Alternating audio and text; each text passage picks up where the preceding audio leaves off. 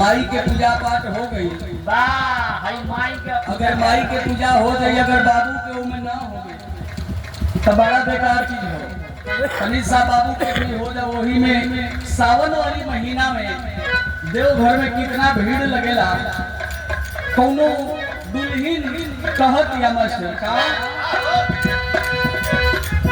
इन दीना राजा हमारी, इन दीना तनी सावर रहा मास्टर पंखा लगा के।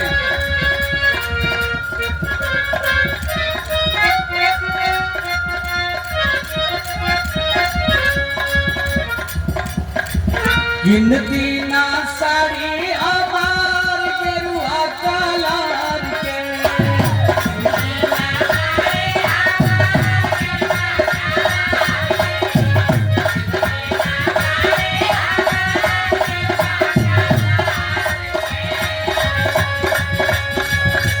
दुल्हन कहतिया कि देवघर के बड़ा नाम बा, बहुत चर्चा बा, इस बार हमहू तैयारी करले बानी।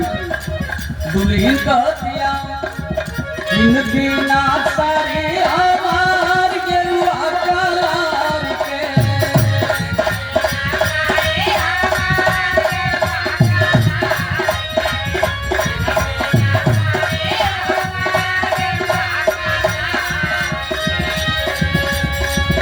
इन दीना सारे हमार गेरुआ कलर के।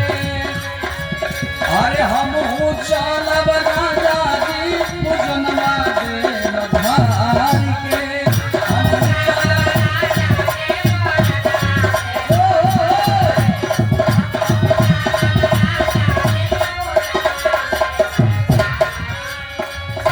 हमहू पूजा पाठ करब, हमहू व्रत करब, हमहू जल बाबा पर ढारब। अरे चलना, अरे हमहू काहे घबरात बा, एकदम पटरी पर रहा। इन दीना सड़िया गेरुआ कलर के,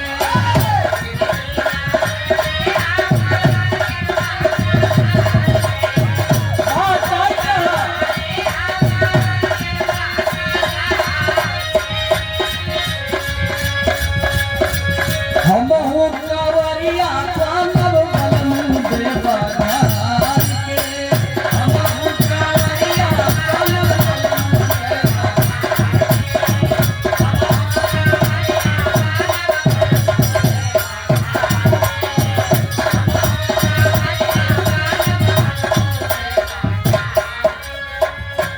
कि हमहू कांवर लेकर के देवघर में जाइए। एक बात और कहे सुषमा जी, दुल्हन कहतिया मांगे वही मांगना दुल्हा तोहरे जैसन पार के,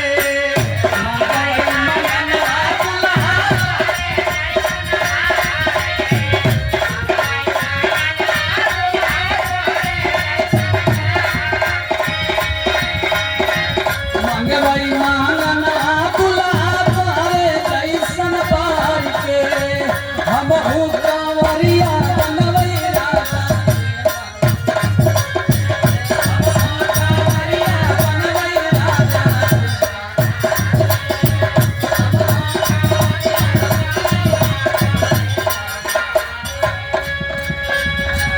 ले लो। ये हमारे बड़े भैया के बहुत सारे रुपये के पुरस्कार कोटि कोटि चरणों में प्रणाम बा। लेकिन यही में सुषमा जी कौनो लड़का जो हो, आजकल के जमाना जानते हुआ मोबाइल फेसबुक व्हाट्सएप कितना ये दुनिया के बर्बाद कर दिले हो। कौनो के फेसबुक से प्यार भइल, कौनो लड़का लड़की से, वो लड़कावा अपने प्रेमिका से कहे का कहे मास्टर, मिले ना सुकून नहीं, अरे मिले ना सुकून नहीं मान भारे बात से,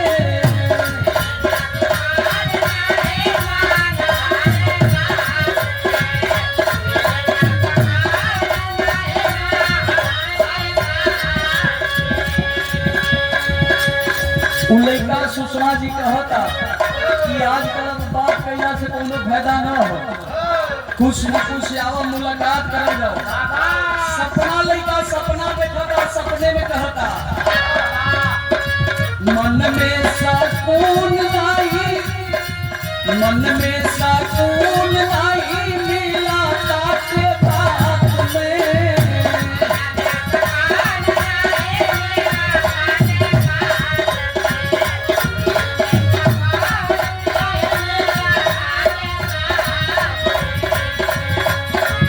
मन में सुकून आई मिला ताके बात में।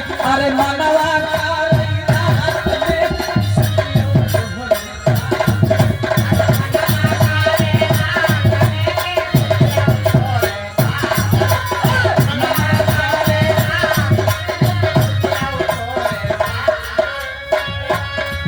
अरे रात,